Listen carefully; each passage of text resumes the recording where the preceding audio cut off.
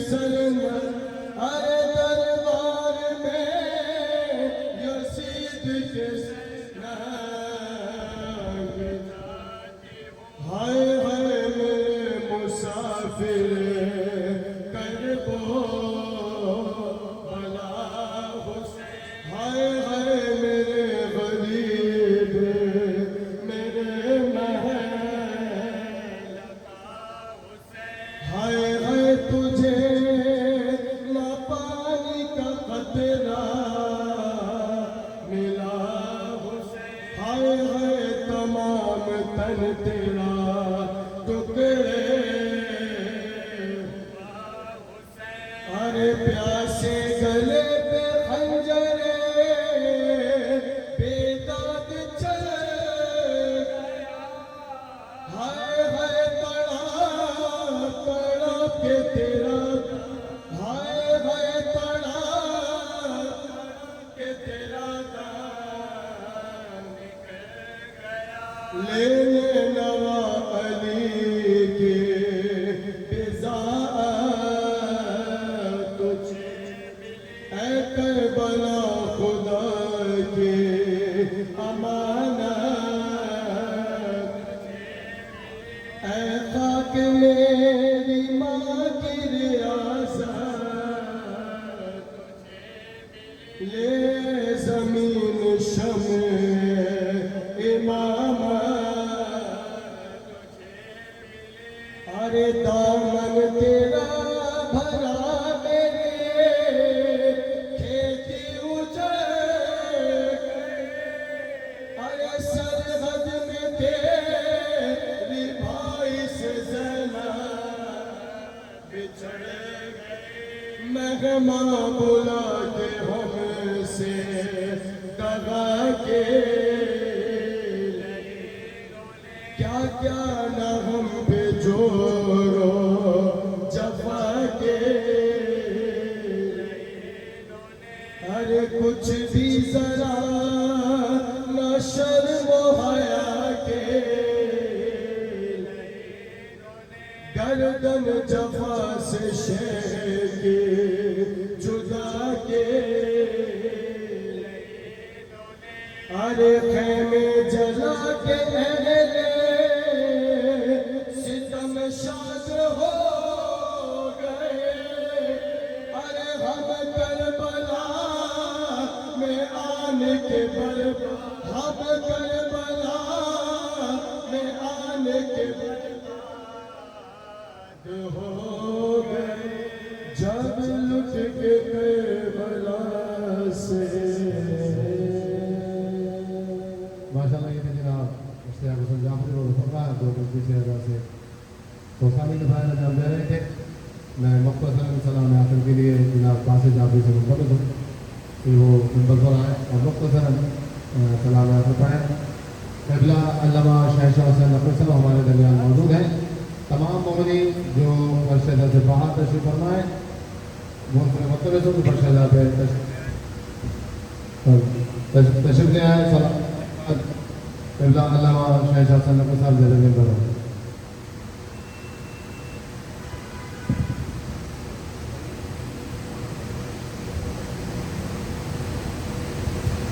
بارے دیگر بلندن صلوات اللہم صلی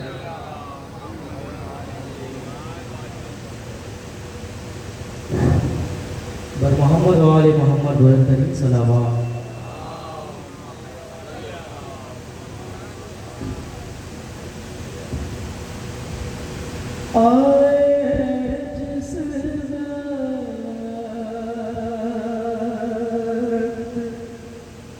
اسیروں میں بتدبیر کے بعد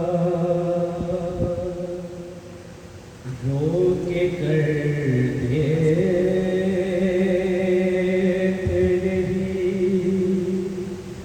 عابد مزدر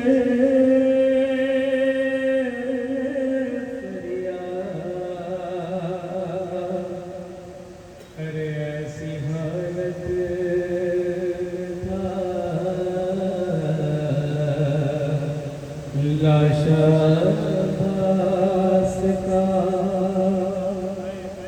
میں اٹھاتا رہا وہ بکھرتا رہا ایسی حالت میں تھا لاشا باس کا میں اٹھاتا رہا وہ بکھرتا رہا کانی زہرا کی پامان جیو دعا میں اٹھاتا رہا بکھرتا رہا ایسی حالت میں تھا لاشا باس کا میں اٹھاتا رہا وہ بکھرتا رہا اور میں نے چاہا کہ میت وہ یکجا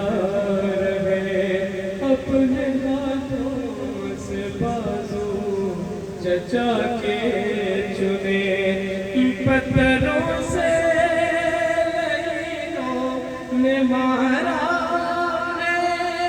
ٹکڑے ٹکڑے مجھے بازو کے ملے ہر کوئی بازو بھی ان کا سلامت تھا میں اٹھاتا رہا بکھرتا رہا ایسی حالت میں تھا لاشا باس کا میں اٹھاتا رہا وہ بکھرتا رہا ہر چار سلاش یوں کی مجھ کو ملی جیسے میت تھی قاسم کی بکھری ہوئی بابا جانے ابا میں اسے چن لیا یہ بھی ممکن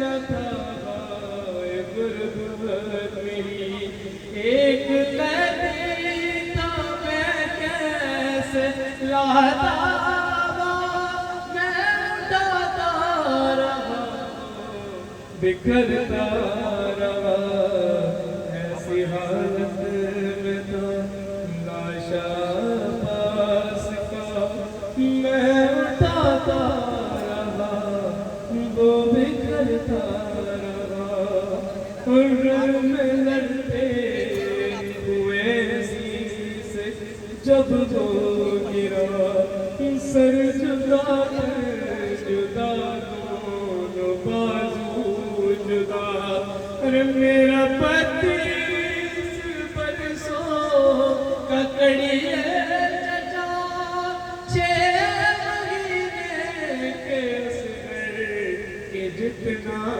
بچا اس پہ گھوڑوں نے پامان ایسا کیا میں اٹھاتا رہا بکھرتا رہا ایسی حالت میں تھا لاشا باس کا میں اٹھاتا رہا وہ بکھرتا رہا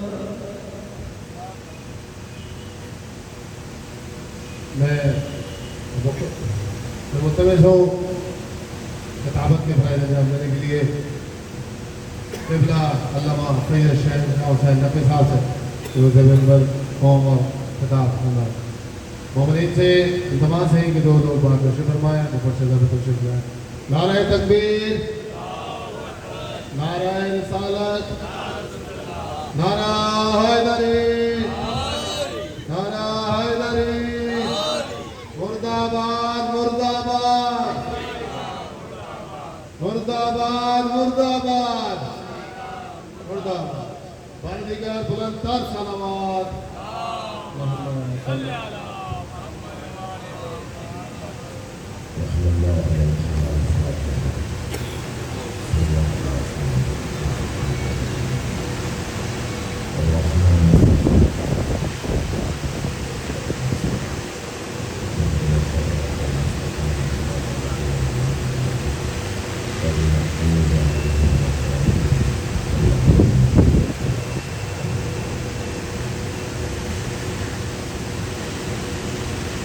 أعوذ بالله من الشيطان الرجيم بسم الله الرحمن الرحيم الحمد لله الذي لا يبلغ مدحته القائلون ولا يحصي نعماءه العابدون ولا يؤدي حقه المجتهدون الذي ليس لصفته حد محدود ولا نعت موجود ولا وقت معدود ولا أجل ممدود فطر الخلائق بقدرته ونشر الرياح برحمته الصلاة والسلام على الرسول المصدق المصطفى الأمجد المحمود الأحمد سيدنا ومولانا ومولى الكونين شق الحسن والحسين وعلي والقاسم محمد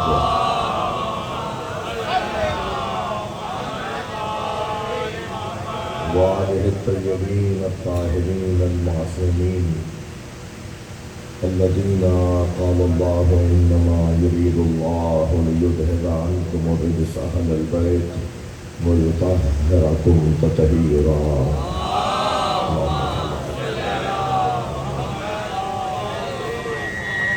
ولعنة الله على أعدائهم أجمعين من يوم عداوتهم إلى قيام يوم الدين وما بعد قال الحكيم في القرآن الكريم بسم الله الرحمن الرحيم إن الذين آمنوا وعملوا الصالحات سيجعل لهم الرحمن ودا صلوات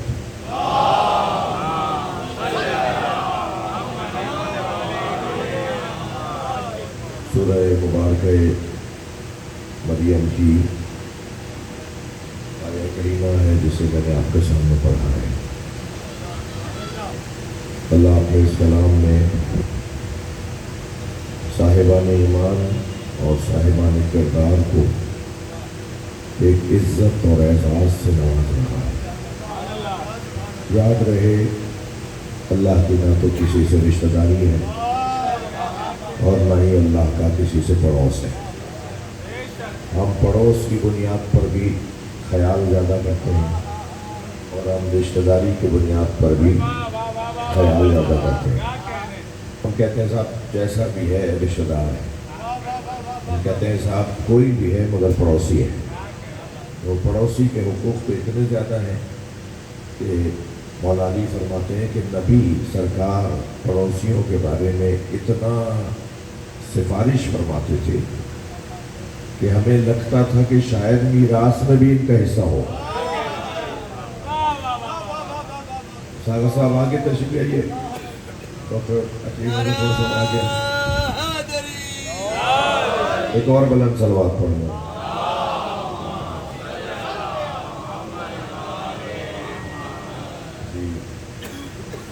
سکینہ زہرا جعفری مریض ہے، اس گلی میں اس محلے میں جو عزیز رہتے ہیں سنی شیعہ سارے بھائی، ان سب کی دعاؤں کی قبولیت کے لیے بلند صلوات ہے۔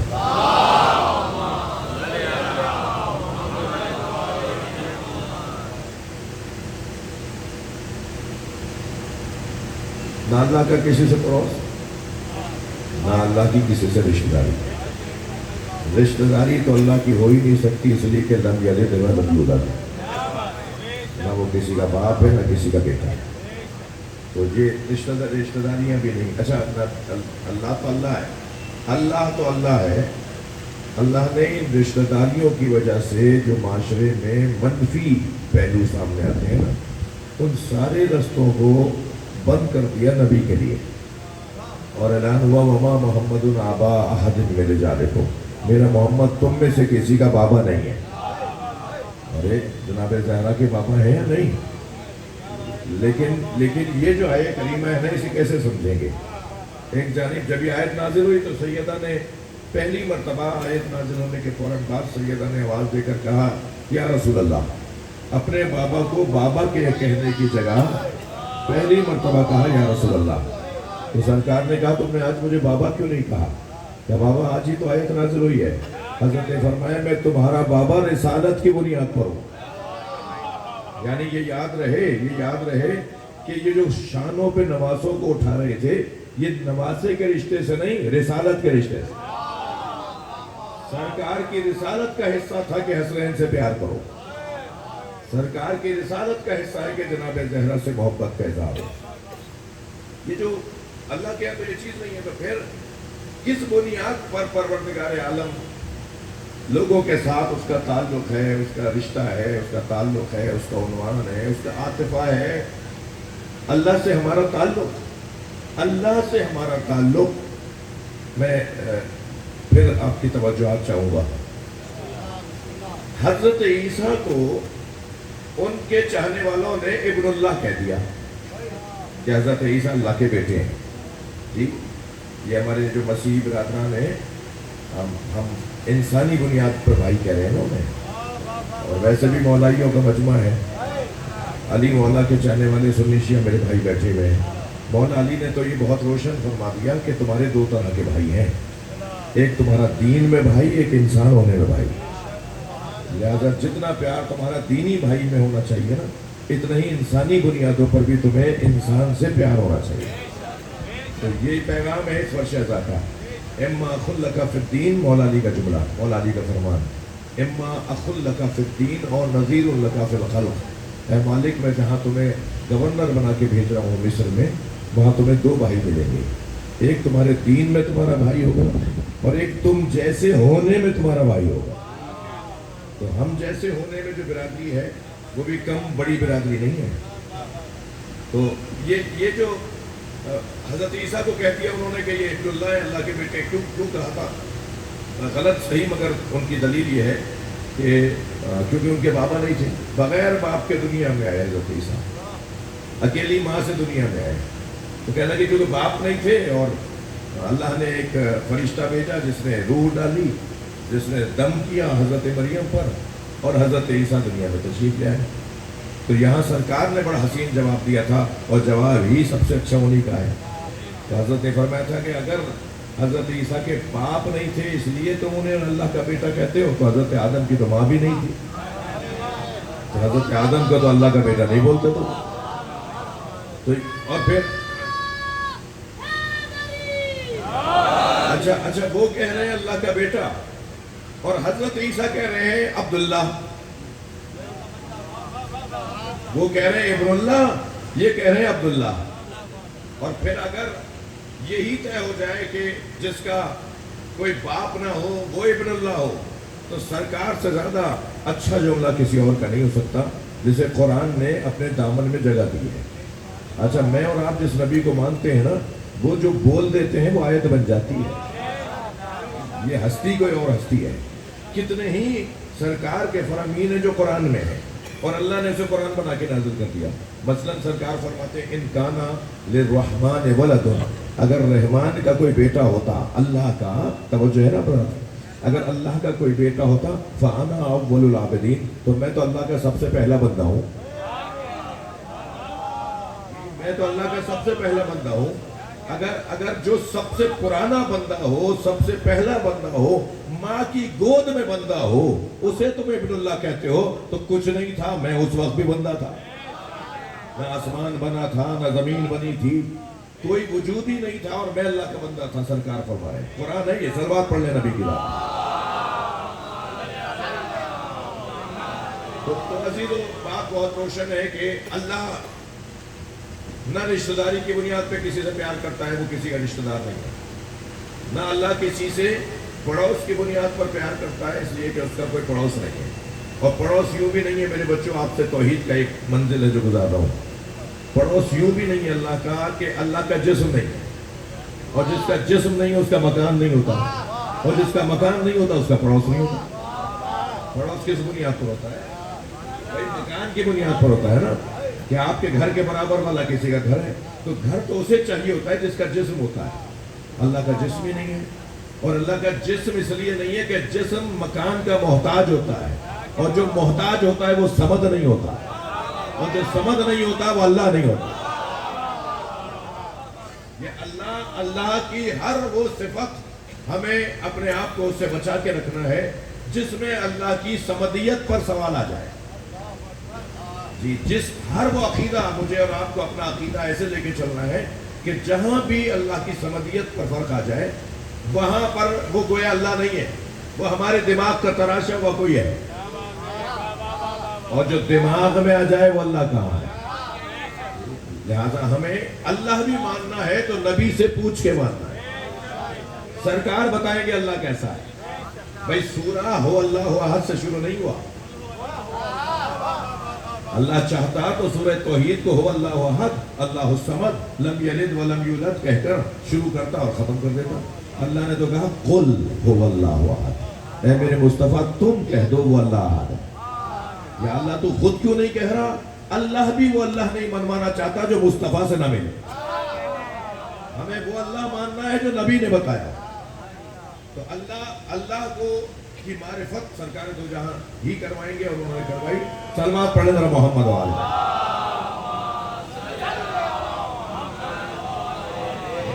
مجھے کیونکہ ٹھیک 4 بجے ممبر سے اترنا ہے، تو ایسے ہی کروں یا نہیں؟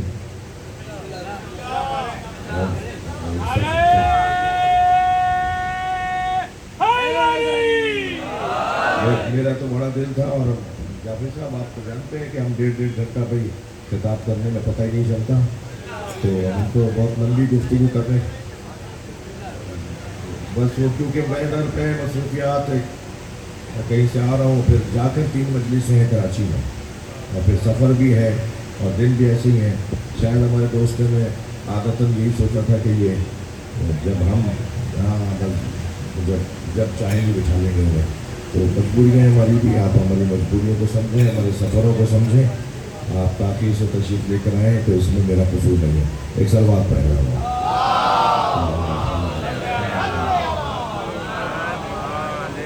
بات تھوڑی سی آگے بڑھے۔ میرا مقدمہ شاید جعفر صاحب یہاں مکمل ہو گیا کہ اللہ کسی سے ان بنیادوں پر محبت نہیں کرتا۔ اللہ کا تعلق جس بنیاد پر بنتا ہے نا، وہ ہے ایمان اور عمل صالح۔ جو جتنا بڑا با ایمان ہوگا، بے ایمان نہیں کہا ہے میں نے، بے ایمانوں سے اللہ کا کوئی تعلق نہیں ہے۔ جو جتنا بڑا با ایمان ہوگا اور با کردار ہوگا، اتنا ہی اللہ کے قریب ہوگا، اور جو جتنا اللہ کے قریب ہوتا چلا جائے گا اس کو پھر اس دنیا میں ایک اعزاز ملے گا۔ تھکے ہوئے تو نہیں ہے نا؟ اللہ اسی دنیا میں اسے اعزاز دے گا، اور وہ اعزاز کیا ہے؟ اللہ خود اعلان کر رہا ہے، ان الذین آمنوا وعملوا الصالحات سیجعل لهم الرحمن ودا۔ صاحبان ایمان اور صاحبان کردار کی محبت لوگوں کے دلوں میں اللہ ڈالتا ہے، پھر وہ محبوب خلق بن جاتے ہیں، پھر مخلوق الہی میں وہ محبوب بن جاتے ہیں۔ بھائی مجھے تو پہنچنا ہے ایک اچھی منزل پر، یعنی بیان میں ایک مثالی منزل پر پہنچنا ہے، مگر سامنے کی مثال دے دوں، یہ کیسا خامنائی با ایمان اور با کردار تھا کہ ساری دنیا کے دلوں میں ان کی محبت آ گئی۔ یہ ہمارے زمانے کی مثال ہے، یہ انہوں نے اپنے ایمان کے ذریعے سے، ایمان کی بات ہو رہی ہے۔ مومن وہ نہیں ہوتا جو سوکھے پتوں کی طرح روزانہ جگہ بدلے، مومن سوکھے پتوں کی طرح جگہ نہیں بدلتا۔ سوکھے پتے تو ہوا کے دوش میں رہتے ہیں نا، یہاں سے جھونکا آیا تو وہاں جا پڑے، اور وہاں سے جھونکا آیا تو یہاں پڑے۔ جو روزانہ رنگ بدلے، جو در بدلے، جو عقیدہ بدلے، نظریہ بدلے، جو اپنا گھر بدلے، وہ مومن نہیں ہوتا۔ مومن جبل راسخ کی طرح ہوتا ہے، جمے ہوئے گڑے ہوئے پہاڑ کی طرح ہوتا ہے۔ ساری دنیا اس سے ٹکراتی رہے مگر وہ اپنی جگہ چھوڑ کر نہیں جاتا۔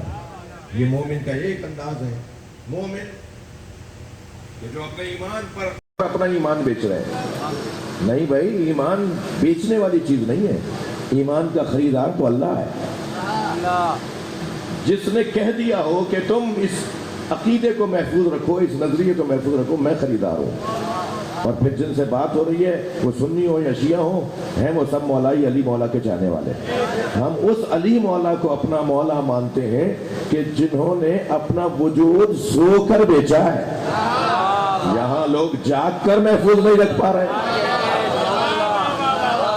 اس دنیا میں لوگ جاگ کر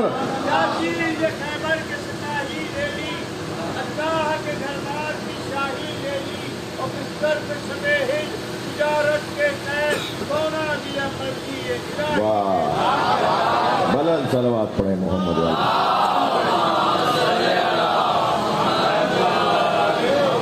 ان الذین آمنوا وعملوا الصالحات، صاحبان ایمان اور صاحبان کردار، ان دونوں کو پروردگار عالم نے اسی دنیا میں، ان بچوں کی زبان میں کہوں ادھار کا سودا نہیں ہے، مرو گے تو یہ ملے گا، وہاں جا کر یہ ملے گا نہیں، یہیں ملے گا۔ ایمان والوں کو اور کردار والوں کو اللہ یہی عطا کرے گا، اور وہ جو چیز یہاں عطا کرے گا وہ ہے محبوبیت، وہ ہے محبوبیت۔ زیادہ مولا علی علیہ السلام کا ذکر روکنے کی کوششیں ہوئی، پیسہ خرچ ہوا، درباروں سے فنڈ سے منظور ہوئے، لوگوں کو زندانوں میں ڈالا گیا، ہجرتیں کروائی گئیں، صعوبتیں برداشت ہوئیں، کتنا کچھ نہیں ہوا مولا علی کا ذکر روکنے کے لیے۔ جس کا ذکر جتنا زیادہ روکنے کی کوشش ہوئی اتنا ہی اس کی محبت لوگوں کے دلوں میں ہے۔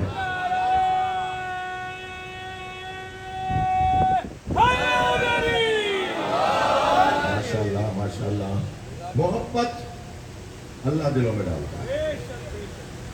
مجھے کچھ کام، بلکہ ہر کام کرنا چاہیے، لیکن میں کیا کروں کہ آپ کے ہاں ایک ہی معاشرے کے ہمیں، اس لیے یہ لفظ بول رہا ہوں، ہمیں کچھ کام تو طے کر لینے چاہیے کہ یہ صرف اللہ کے لیے کرنا ہے۔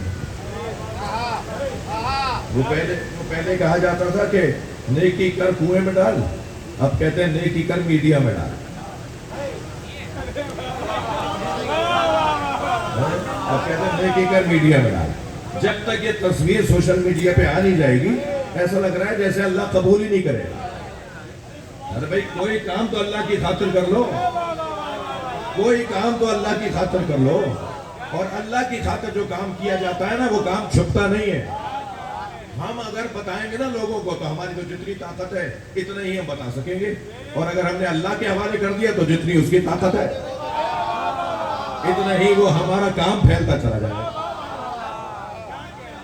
یہ جو اللہ کی خاطر کام ہے، جو للہیت اور خدا کی خاطر کام ہے، اس کام کی برکت ایسی ہے کہ وہ کام کہیں بھی چھپ کر کیا جا رہا ہو پھر اللہ اسے عام کرتا ہے۔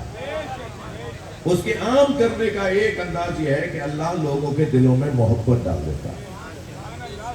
یہ آپ نے کبھی غور فرمایا کہ اب مجھے لگتا ہے کہ جس خطے میں، جس محلے میں مجلس پڑھ رہا ہوں، یہاں بھی راجستھان کے لوگ ہی زیادہ رہتے ہیں، ہندوستان سے جو ہجرت کر کے آئے۔ میرے عزیز بھی تشریف فرمائے اہل سنت ہیں، اور ہمارے جو راجستھان سے الور، جے پور، اجمیر، ان علاقوں کے زیادہ تر لوگ ہیں نا، خاص طور پہ اس محلے میں۔ یہ وہاں کا جو سنی ہے نا وہ بھی تعزیہ بناتا بھی ہے، اٹھاتا بھی ہے۔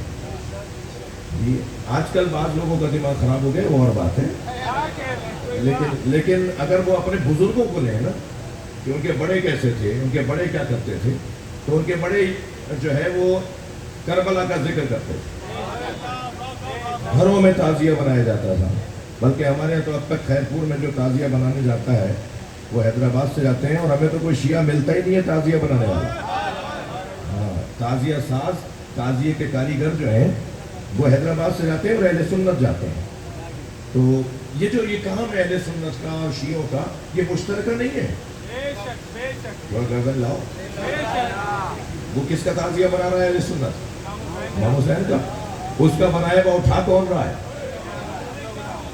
کہیں سنی اٹھا رہا ہے، کہیں شیعہ اٹھا رہا ہے۔ تو یہ ہمارا مشترکہ کام نہیں ہے۔ یعنی امام حسین کی محبت کیا شیعوں کی ملکیت ہے؟ امام حسین کی محبت شیعوں کی ملکیت نہیں ہے۔ امام حسین کی محبت تو اللہ کی ڈالی ہوئی ہے، تو کوئی نکال بھی نہیں سکتا۔ اب میں حدیث سنا دیتا ہوں آپ کو۔ سرکار فرماتے ہیں اِنَّا لِقَتْلِ الْحُسَيْنِ فِي قُلُوبِ الْمُؤْمِنِينَ حَرَارَةً لَا تَبْرَدُ أَبَدًا۔ اللہ نے حسین کی شہادت کے بدلے میں حسین کی محبت مومنین کے دلوں میں ایسی ڈالی ہے جو کبھی ختم ہونے والی نہیں۔ اور پھر قرآن نے کہہ دیا سورہ مبارکہ مریم کے اندر کہ جو صاحبان ایمان اور صاحبان کردار ہیں ان کی محبت اللہ لوگوں کے دلوں میں ڈالتا ہے۔ اور جب سرکار کی گود میں امام حسین کو لا کے دیا گیا، آپ کی آمد ہوئی، آپ کی ولادت ہوئی، آپ دنیا میں تشریف فرما ہوئے، تو آپ نے گود میں لے کر وہ دعا پڑھی جو حضرت ابراہیم کی دعا ہے قرآن مجید میں۔ یعنی نبی نے پڑھی ہے اس لیے کہ قرآن نازل ہوا، نبی پر یہ آیت نازل ہوئی، یہ در حقیقت نبی سے پہلے حضرت ابراہیم نے بھی پڑھی تھی اپنے وقت میں، اور سرکار نے پڑھی تو وہ قرآن کا حصہ ہے۔ اور وہ دعا یہ تھی کہ ربنا فاجعل افئدۃ من الناس تہوی الیہم، یا اللہ لوگوں کے دلوں کو میرے حسین کی طرف موڑ دے۔ یہ جو امام حسین سے پیار ہے یہ نبی کی دعا ہے، یہ نبی کی دعا ہے جو قبول ہوئی ہے۔ نبی کی دعا قبول نہیں ہوگی تو کیا میری اور آپ کی ہوگی؟ وہ تو سب کی چاہیے، مگر نبی کی نہیں ہوگی تو پھر کس کی ہوگی بھائی؟ صلوات پڑھنے محمد وعلیہ۔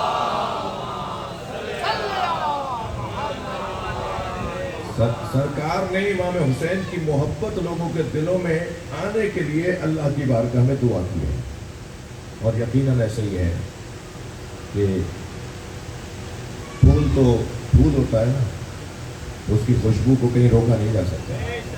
جس کا بھی شامہ سالم ہوگا نا سونگھنے کی صلاحیت، اس تک خوشبو آئے گی، وہ پھول خوشبو پھیلاتا رہتا ہے۔ اور کربلا والوں نے خاص طور پر امام حسین علیہ السلام سید الشہداء نے اپنے کمال ایمان کی بنیاد پر، تھوڑی سا غور تو کریں، مجھے تو ایک پھانس چپ جائے، مجھے تو ایک اگر کوئی کانٹا چپ جائے تو میری ساری توجہ ہٹ کر اس کانٹے کے نکالنے میں لگ جاتی ہے۔ یہاں تو عجیب گھرانہ ہے کہ اگر تیر زانوں پر لگ گیا ہو تو یہ کہہ کر روک دیا جاتا ہے کہ انہیں سجدے میں جانے دو پھر تیر نکال دینا، اور جب حالت سجدہ میں پہنچتے ہیں مولا تو مولا کے زانوں سے تیر نکال لیتے ہیں، انہیں احساس بھی نہیں ہوتا۔ ذرا غور تو فرمائیں کہ اتنی مصیبتوں کے بعد بھی اگر زبان پہ شکر کے کلمات ہوں تو یہ ایمان کا اور عمل صالح کا ایک حسین جلوہ نہیں ہے؟ اس سے اچھا جلوہ شاید ہی ہمیں کہیں ملے کہ لاشوں پہ لاشیں اٹھا رہے تھے اور زبان پہ شکر کے کلمات جاری کر رہے تھے، اور بار بار کہہ رہے تھے حب علیہ انہ بین اللہ، امام حسین کی مناجات۔ ہاں میرے محترم سننے والوں، شعر کہنا، شاعر حضرات بھی تشریف فرمائے ہیں، شعر کہنا موسم اور حالات کے تقاضوں کے مطابق ہوا کرتا ہے۔ اگر موسم مناسب نہ ہو تو شاعر سے شعر نہیں ہوتا، اگر ذہن اس کا آسودہ خاطر نہ ہو تو شاعر سے شعر نہیں ہوتا۔ مگر کربلا کے میدان میں امام حسین جو اللہ سے گفتگو کر رہے ہیں نا، وہ شعر کی صورت میں کر رہے ہیں۔ امام کی مناجات شعری رنگ میں ہے، وزن کے ساتھ ہے، قافیوں کے ساتھ ہے، جو شعر ہوا کرتا ہے۔ میں آپ کو امام حسین کا ایک شعر سنا دیتا ہوں۔ اس وقت میں امام نے یہ شعر پڑھا تھا جب حضرت علی اصغر کا لاشا بھی دفنا چکے تھے، اور اللہ سے مناجات، پوری مناجات ہے جس میں دو مصرے میں سنا دیتا ہوں۔ مولا حسین کے اپنے اشعار ہیں، ایسی کیفیت میں فرما رہے ترکت الخلق طرا لہواک، یا اللہ اب دیکھیں وزن دیکھیں اور اس شعر کی گہرائی دیکھیں، ترکت الخلق طرا لہواک، یا اللہ میں نے ساری مخلوق کو لہواک تیری خاطر چھوڑ دیا، میں نے سب کو چھوڑ دیا، سب میرے دشمن ہو گئے، سب مجھے مارنے آئے۔ یہ 72 کی تعداد ہزاروں کے مقابلے میں کیا ہے؟ سب مجھے چھوڑ چکے ہیں۔ ترکت الخلق، میں نے بھی انہیں چھوڑ دیا، مجھے بھی ان کے دشمن ہونے کی کوئی پرواہ نہیں ہے۔ ترکت الخلق طرا لہواک، یا اللہ میں نے ساری مخلوق کو تیری خاطر چھوڑ دیا۔ وَأَيْتَمْتُ الْعَيَالَ لَيْكَ أَرَاكَ، اور اب میں اپنی سکینہ کو یتیم کر رہا ہوں، میں اپنے بچوں کو یتیم کر رہا ہوں تاکہ تیرا دیدار مجھے نصیب ہو جائے، تیرا قرب مجھے نصیب ہو جائے۔ اجرکم اللہ۔ آپ کی آنکھوں میں آنسو آ گئے؟ آج امام حسین کے سوئے کی مجلس ہے نا، 12 محرم ہے نا عزادارو، 10 محرم کو حسین مولا نے ایک دن میں 72 لاشیں اٹھائے، ہر لاشا خود اٹھایا۔ کوئی بڑھ کر کہتا تھا نا مولا یہ غلام ہے، فرماتے تھے میرا مہمان ہے، یہ میری محبت میں یہاں آیا ہے، مارنے تو یہ مجھے آئے تھے، یہ مجھے چھوڑ کر نہیں گیا، یہ میرا مہمان ہے، میرا عزیز ہے۔ ہر لاشا امام حسین نے خود اٹھایا، مگر عزادارو 4 لاشوں پر حسین کی آنکھوں میں آنسو آئے۔ وہ 4 لاشیں اگر میں بیان کر دوں تو مجھ سے بیان نہیں ہو پائے، اور آپ کے اندر وہ تعب و تمام نہ ہو کہ آپ سن سکے، صرف نام سن لیجئے مجھ سے۔ एक लाशा जिस पर इमाम बहुत रोए वो हज़रत कासिम का लाशा है, भतीजे का लाशा, इमाम हसन के बेटे का लाशा। और दूसरा लाशा जिस पर इमाम बहुत रोए वो अली अकबर का लाशा है। और तीसरा लाशा इमाम की आंखों में आंसू आ रहे थे वो हज़रत अब्बास का लाशा है। और चौथा लाशा छोटा बहुत था मगर इमाम हुसैन से उठता नहीं था, अली असगर का लाशा। कभी आगे लेके जाते थे, कभी उल्टे पैर वापस आते थे। मेरे मौला ने ऐसे ऐसे अजीज़ों को कब्र, ऐसे ऐसे अजीज़ों को लाकर गंज शहीदा में था। सिर्फ एक लाशा था जो कब्र के हवाले किया और वो हज़रत अली असगर का लाशा। मेरी ज़बान पे जुमला आ गया, लफ्ज़ आ गया, तो इसको भी सुनते जाइए। सिर्फ एक लाशा था, वो 6 महीने वाले बच्चे का लाशा जो इमाम ने कब्र में उतारा था। मगर 11 मुहर्रम को जब सर गिनती में लाए गए तो कहा एक बच्चे का सर नहीं मिल रहा। तो एक सिपाही, यजीदी सिपाही ने कहा हुसैन ने वो बच्चा दफना दिया था। तो क्या मंजर होगा उस माँ के लिए जो दूर खड़ी देख रही थी और लाशा निकालने के लिए नेज़ा ज़मीन में गाड़ा जा रहा था। तो एक जगह ऐसा हो गया कि नेज़ा ज़मीन में गया और लाशा उसके साथ लग कर रहा। और वो छोटा सर तो नेज़े की अनी पर भी नहीं चढ़ता था, वो नेज़े की अनी पर भी छोटा सा सर नहीं चढ़ता था। ये कैफियत थी करबला में आशूर के दिन। लेकिन अज़ादारों, वो जो आशूर का दिन गुजरा और एक शेर दिल बहन ज़ैनब का वक्त आया कि आपने सारे हुसैन के बच्चों को जमा करके एक जगह बिठाया और फिर सारी रात इन बच्चों की हिफाजत में लगी रही। और फिर जब 11 मुहर्रम आई ना, कल का दिन जो गुजरा है, वो दिन तो आशूर के दिन से कम सख्त दिन नहीं था, इसलिए कि वहाँ तो इमाम हुसैन के साथ 72 थे ना, यहाँ तो ज़ैनब अकेली है। किस किस के लाशे पे जाकर, किस किस अपने अजीज से के लाशे पे जाके विदा करें, बहुत मुश्किल था। मगर एक मंजर ये भी बना कि जब जनाब ज़ैनब ऊँट पर बैठ गई, मैंने जल्दी कह दिया वरना इस मंजर को बयान करने में बहुत इंसान को एक ख़ास कैफियत हो जाती है। सबको ज़ैनब ने बिठाया, बीवी को बिठाने वाला कोई नहीं था। और कैसे बैठी हैं, बैठते हुए नहर की तरफ रुख कर करके कहती थी अब्बास तुमने मुझे मदीने में सवार किया था, अब मैं करबला में सवार हो रही हूँ, आओ आके अपनी बहन को सवार करो। मगर अब्बास तो नहर के किनारे बाजू कटाए सो रहे हैं। और जब बैठ गई हैं ऊँट के ऊपर और ऊँट चलने लगा तो दूर से देखा कि ज़ैनुल आबिदीन अपने बाबा इमाम हुसैन के लाशे पर है, मगर चेहरे का रंग बदल रहा है। ऐसा लग रहा है कुछ देर में ज़ैनुल आबिदीन की रूह परवास कर जाएगी। तो रोने वालों, जनाब ज़ैनब ने ऊँट के बिठाने का इंतज़ार नहीं किया, खड़े ऊँट से खुद को गिरा दिया। और जब इमाम ने देखा फूफी गिर गई है तो करीब जाके फूफी को सहारा दिया। फूफी अम्मा ये क्या हुआ? फरमाने लगी पहले तुम बताओ तुम्हारा क्या हाल है। फरमाया 2 कदम आगे आई और बाबा का लाशा देखिए। अल्लाह किसी बहन को भाई का ऐसा लाशा ना दिखाए। इमाम हुसैन के बदन पे घोड़े दौड़ाए गए थे और इमाम की पसलियां कमर से निकल रही थी। जनाब ज़ैनब से भाई का लाशा पहचानने में नहीं आया। तो उस वक्त एक आवाज़ देकर कहा अंत अखी ज़ैनब, क्या तुम ही ज़ैनब के भाई हुसैन हो? और फिर यह कह के मदीने की तरफ रुख किया और नाना को सलाम किया। सल्लल्लाहु अलैहि या रसूल अल्लाह मलिक अस्समा व हाज़ा हुसैन मुरम्मिलुन बिद्दमा मक़तूल आज़ा मुक़त्तल आज़ा मसलूब अल अमामत व रिदा।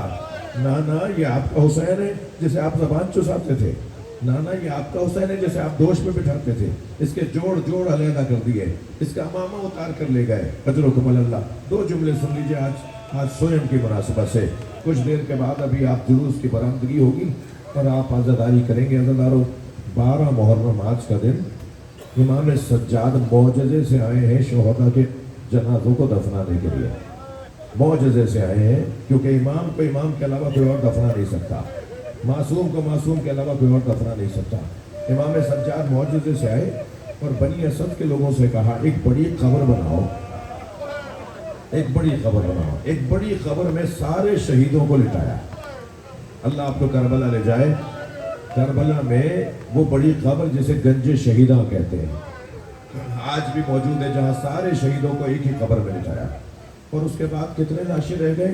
एक अली अकबर का लाशा, एक हज़रत अब्बास का लाशा, एक इमाम हुसैन का लाशा और एक अली असगर का लाशा। फिर फरमाया मेरे साथ नहर के किनारे चलो। जब नहर के किनारे गए वहाँ मौला अब्बास का लाशा देखा तो एक जुमला कहा, चाचा आपको मैं करबला में छोड़ कर जा रहा हूँ और फूफी आपको कूफा में याद कर रहे हैं। एक खबर बनाई हजरत अब्बास की और मौला अब्बास को खबर के हवाले किया, खबर को खाक से यकसान किया और फिर कहा मेरे साथ चलो।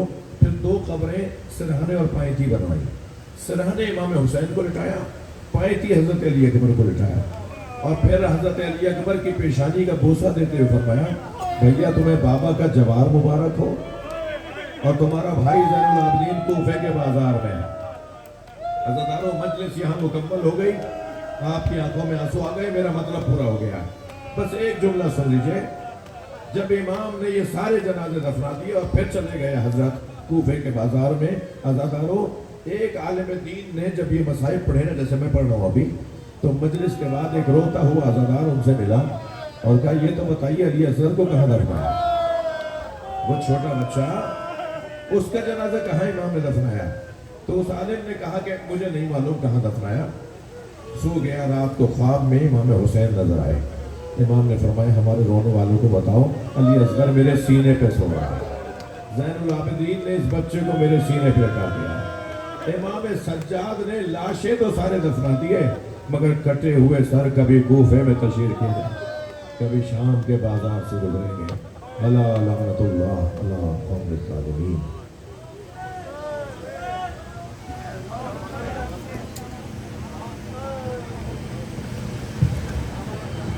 मुझसे गाजी भी चला करके जुदाई अम्मा, मुझसे गाजी भी चला करके जुदाई अम्मा, मुझसे गाजी भी चला करके जुदाई अम्मा, मुझसे गाजी भी चला जुदाई अम्मा,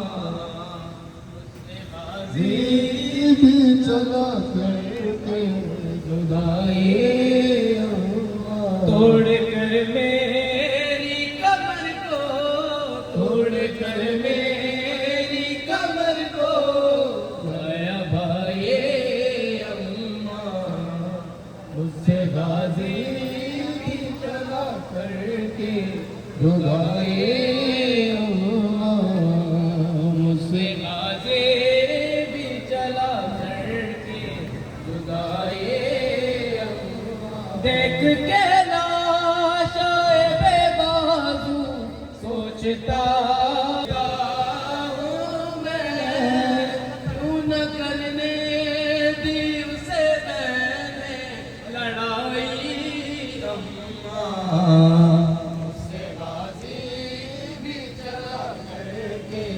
जुदाई अम्मा, मुझसे गाज़ी भी चला करके जुदाई अम्मा, अब नहीं ख़ैमों में गाज़ी ये खबर आम हुई, अब नहीं ख़ैमों में गाज़ी ये खबर आम हुई, आज ख़ैमों लगाई अम्मा, मुझसे गाज़ी भी चला करके जुदाई अम्मा, मुझसे गाज़ी भी चला करके जुदाई अम्मा, गाज़ी के मुआज़िम बड़ा ज़ैनब पर,